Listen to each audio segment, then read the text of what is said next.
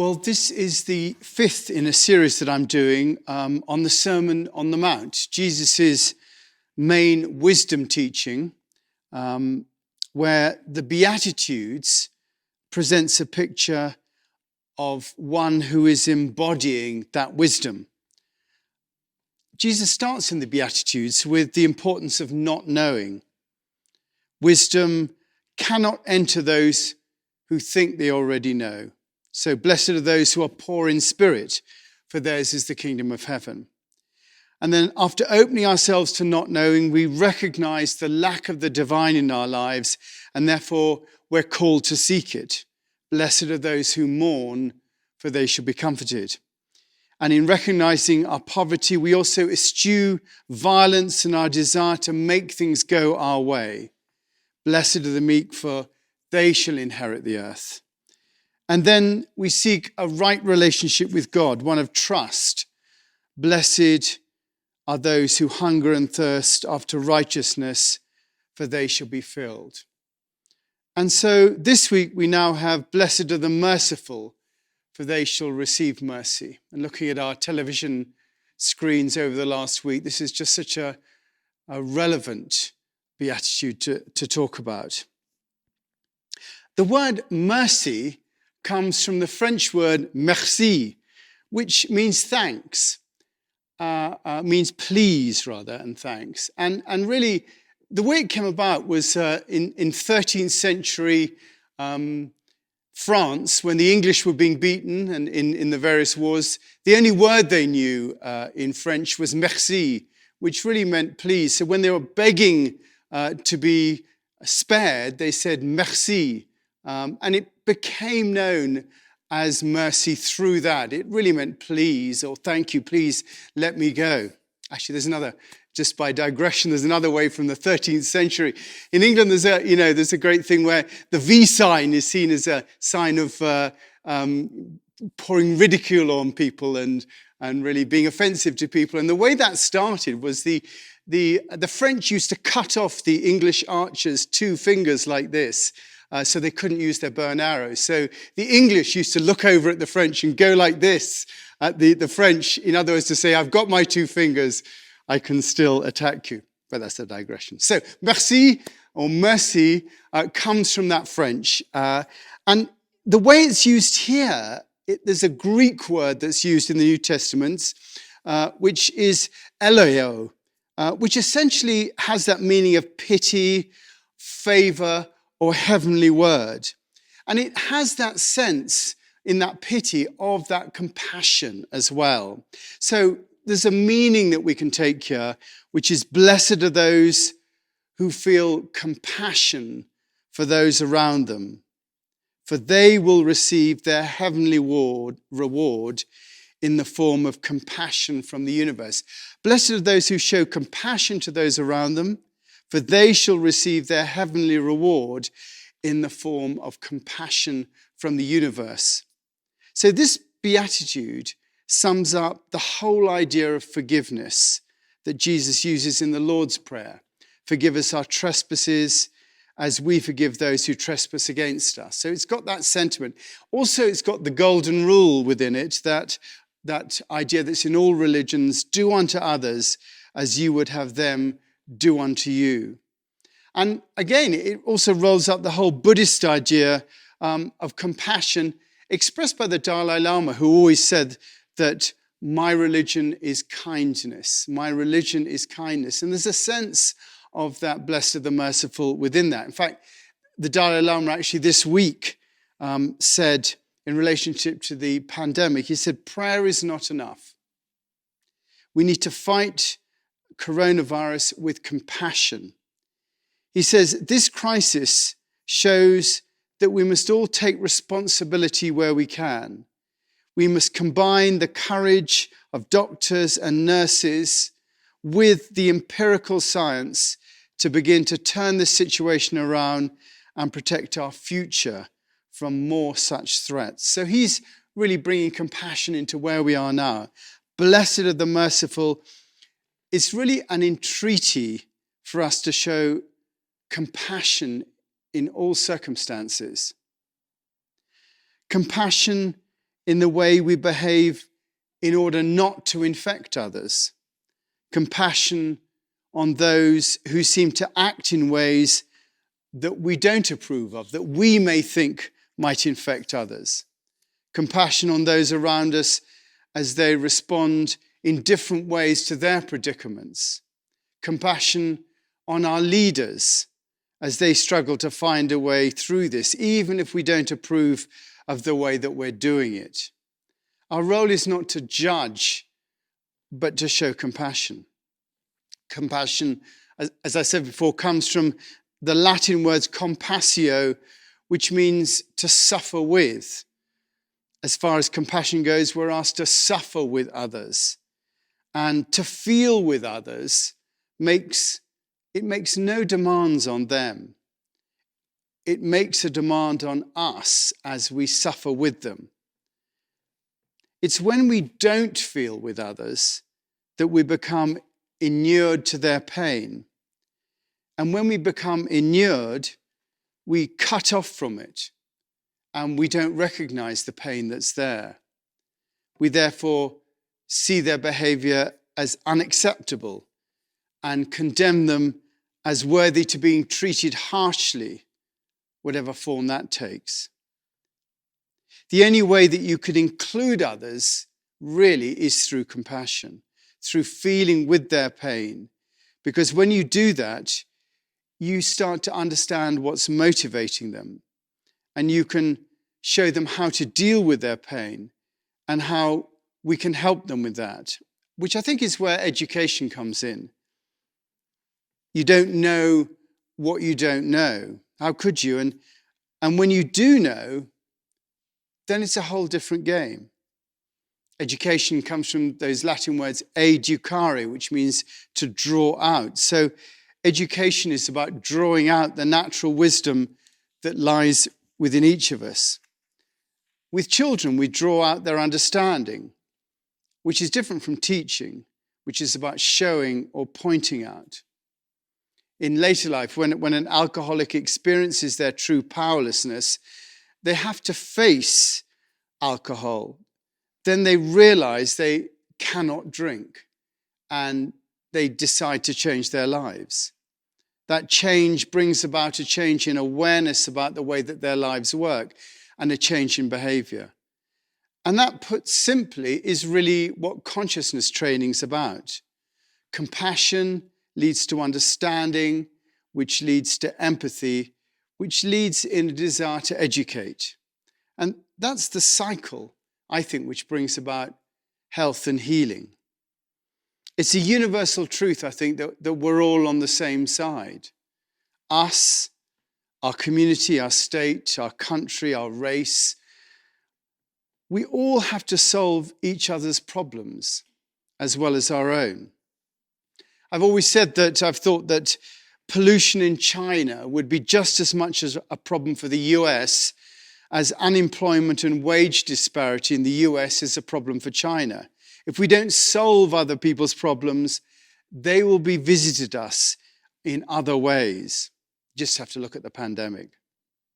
Compassion, understanding, empathy, cooperation. The alternative is fear, and the fear that we see around us at the moment. And fear is created by an unwillingness to cooperate, driven by a failure to understand, through a lack of empathy, created by a failure to be compassionate. The role of every thinking, feeling, caring human being right now is to be compassionate. It's the beginning of everything. Compassion is the fulfillment of the spiritual journey because it links us all in the same experience. When we feel with others, we are linked in our experience. When the Spirit flows through us in compassion, we become as one with all things, and we become part of transformation, no longer preoccupied with the small self and small interests, but instead we identify with all. And we feel with all.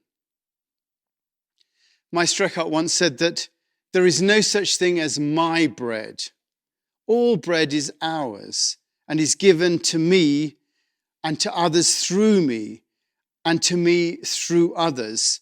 For not only bread, but all things necessary for the sustenance of life are given on loan to us with others and because of others and for others and to others through us. You get the gist. It shows the interconnectedness of all things.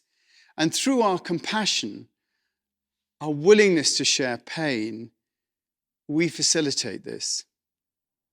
And I think the key to understanding compassion or mercy is to enter into a consciousness of interdependence, which is a consciousness of equality of being. And that compassion is therefore the gateway to our connectivity. It opens the door between us and others, between us and everything else. Eckhart later says that in compassion, peace and justice kiss. In compassion, peace and justice kiss.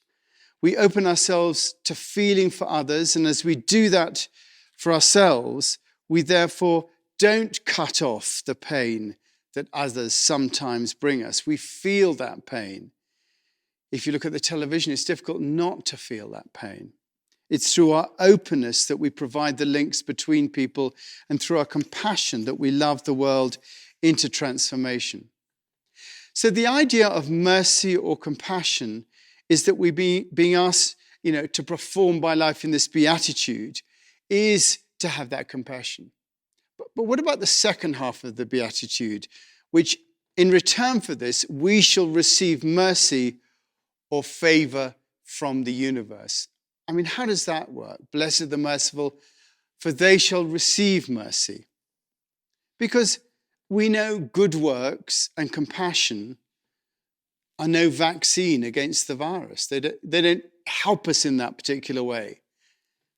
So how does it help? Well, for me, the very act of compassion is its own reward. Through our compassion, we open ourselves to the universality and the wholeness of all creation. To love our enemies, which is surely a part of this, is to recognize, as it says in the Tao Te Ching, that our enemy is but the shadow that we ourselves cast on the world. The idea that our enemy is, in fact, the shadow that we ourselves cast on the world. So to love the world as we love ourselves is really a gateway into the understanding of the oneness of all things, the non-duality, the holistic nature of everything, the understanding that there is no us and them. There is a soup of carbon atoms and consciousness that is all of us, all of a one, and that we're part of that. And the experience of compassion opens us up into that understanding. You can even sense it with the words themselves in this beatitude. Blessed are the merciful, for they shall receive mercy. Mercy is on both sides of the equation, and it suggests a oneness of experience.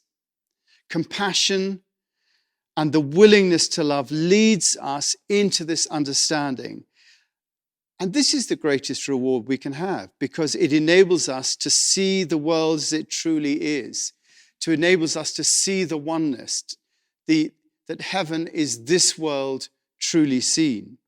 So Jesus' teachings in the Beatitude lead us into this experience of the oneness of all things.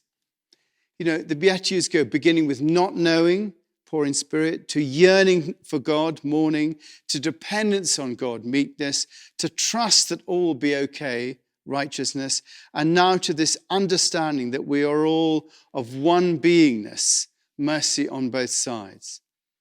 We're being asked to see all that's happening out there as in fact a part of ourselves, that in some way the good and evil that happen in the world is a function of the good and evil that happens in all of our hearts.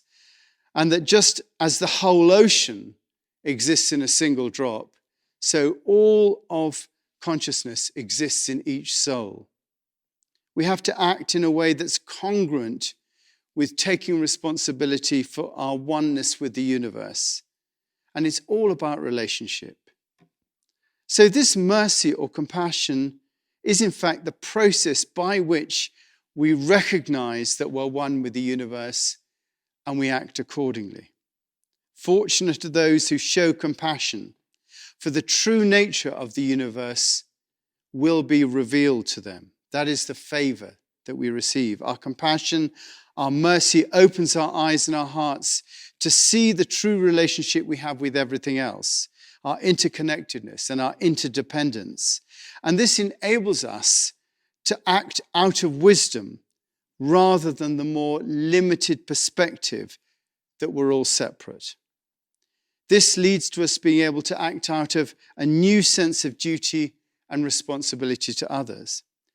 And this is that next level of consciousness, whether humanity knows it or not, that we will collectively move into this way of thinking in order to survive. It's Einstein's new level of consciousness to help solve the problems that created in the first place. From this perspective, we have an opportunity of working with our universe to making the world and everything in it a better place for all of us. As Joseph Goldstein from Spirit Rock recently said, the way we move forward is two ways. You have, first of all, equanimity of the mind and then compassion.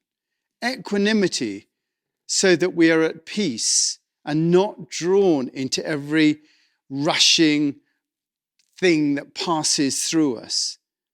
And then compassion to deal and have the wisdom to heal. Jesus takes this same route with the Beatitudes, setting our mind into a right relationship with the universe and then opening up through mercy and compassion to healing the situation that presents itself. Equanimity of mind and compassion. And these really I offer as the way forward in our individual lives and to the way we respond to our corporate family, be that here locally, nationally, or internationally. Great. So any thoughts about what I was saying? I realised listening to your talk how the extent to which I fall into judgment and how how easily we do that. Everything from observing how other people are behaving social distancing wise or mask wearing wise, or how we groan and mumble about our leaders, especially political leaders, and there's just so much judgment. And what I felt listening to you was something in me is so tired of that. I just want to say stop, just stop, and ease into compassion where there is no ego. There's no ego in compassion. And so if we can all just be willing to give ourselves to compassionate acts and compassionate thinking and let our kind of small, tight, mean, egoic selves just fall away a little bit, then we'll be in a much more spacious and healing world. And that's something that we can all do and offer, from our sofas, Yeah, I find that I forget to be compassionate.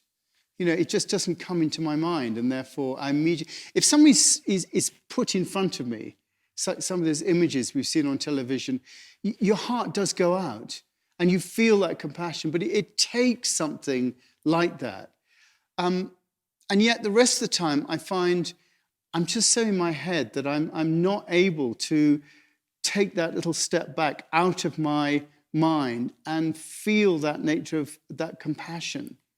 It's interesting, in a way, compassion is costly on us. It's not easy. Yeah. It's much easier for us to either avoid or run away from what we see or what we don't like, and to,